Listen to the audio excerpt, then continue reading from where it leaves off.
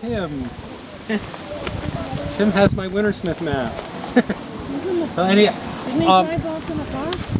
No, I think. Tim's Oh, ditched us. I'm not sure what he. Well, anyhow. Put my map in his car. In 1776, when the Americans arrived back here from the failed invasion of Canada, they've got to rebuild the fort. The fort's in terrible shape, but they've got to fortify the peninsula as well. A lot of the effort goes into Mount Independence, building a new fort, building the shoreline batteries, but there's also defenses that have to be done on this side of the lake. And if you think of Ticonderoga, the military site, as an onion, with the fort itself as the center of the onion, and there's peel, layer after layer working out. You start with a fort, and there's a layer of inner defense, and a little bit further out and further out.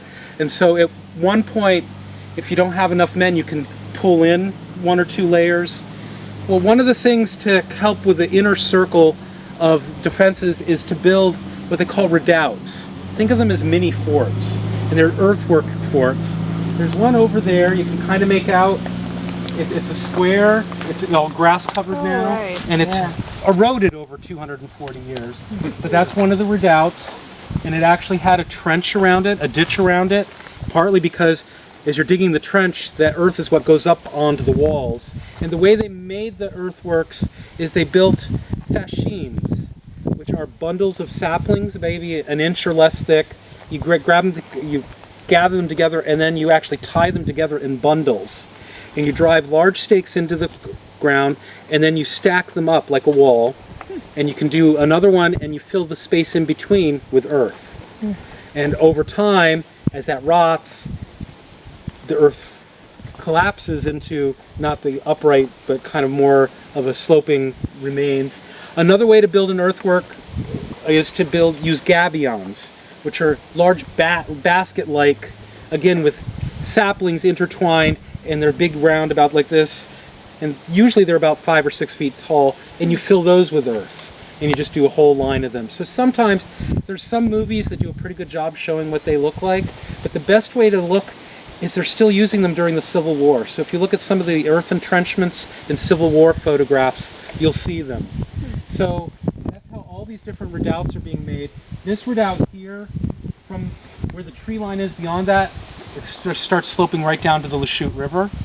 And we're kind of walking out on the ridge here, and you can see it slopes off that direction. And we're going to pass two more redoubts on the other side of the road. And they're both, one's rectangular and one's very square. And they were designed to cover each other. So if somebody's coming up the hill attacking one redoubt, they're coming under fire from the redoubt next door. So they're mutually supporting. So everything is placed where it's placed for a very specific reason. It's not just random. Yes? How far from the fort? By the time of the Revolution, where the bus is going to pick us up was where the tree line started. It's about a mile. These trees were not here. Yeah, these trees were not here. This would have been all cleared for a couple reasons. You need lumber for building, you need lumber for fire, and you also want to remove any potential cover for your enemy to get within firing range of the cover. So the wood, and this morning I was talking with someone that by 1776 the Americans are going 20 miles up and down the lake for firewood. Because it's easier to do that than go 2 miles inland to get the firewood. Because you can cut it down, but how are you going to get it that 2 miles? If you can do it on the water, it's a lot easier.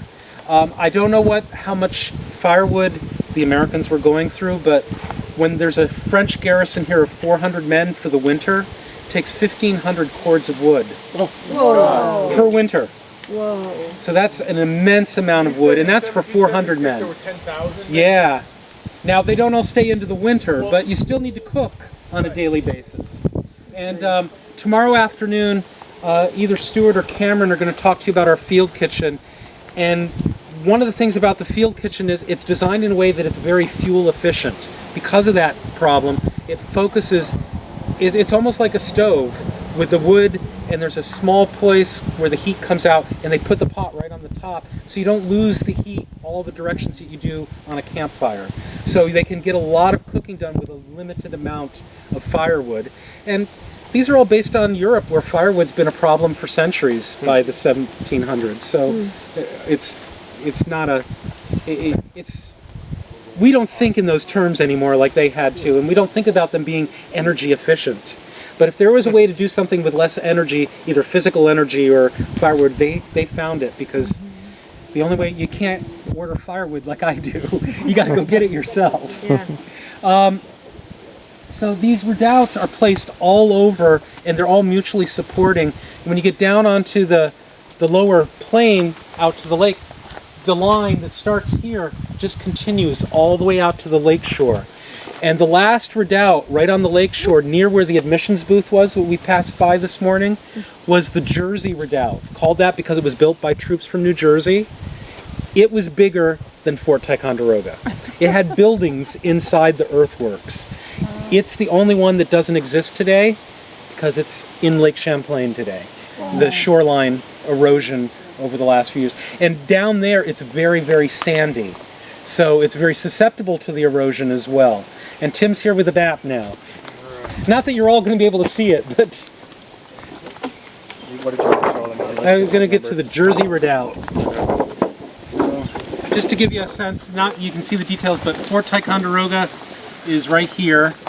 This is the redoubt over there, and then there's the two more here, and then you can see the line of redoubts here. This is the Jersey Redoubt, and you can see the fort, the Jersey Redoubt, of really about the same size. The person in charge of constructing these redoubts and earthworks in 1776 is Jeduthan Baldwin. He's an engineer from Massachusetts, and he's here in 1776, and he's here again in 1777.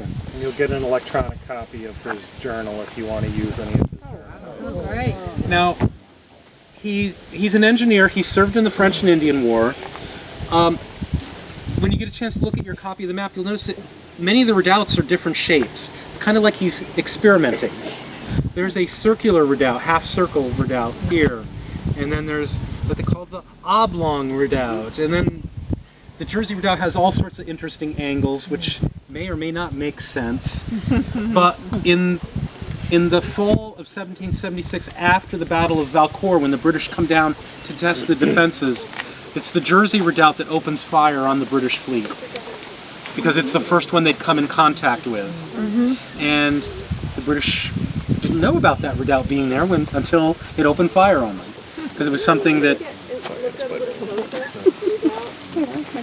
Oh, sorry. Yeah, we'll stop at one up here to take a closer look at.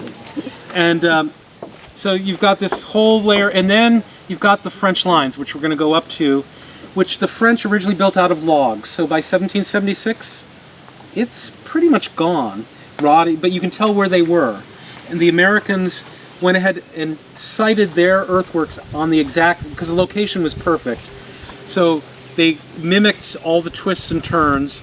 And again, the idea of it not being a straight line, but it's a U-shape, but also lots of turns, is that if you're attacking the line, you're going to come under fire from more than one direction. So everybody's mutually supporting each other, and it makes it harder to get at the lines. And then even further away, up near the Best Western, there's Mount Hope, which is an entrenched camp. It's like a giant redoubt where they encamped two full regiments. Camp was inside there, and it guards the portage up to Lake George. This is the first waterfall in the Lachute, so it overlooks that, so that nobody can get by there without coming under fire from Mount Hope. Okay, we're going to cross the road and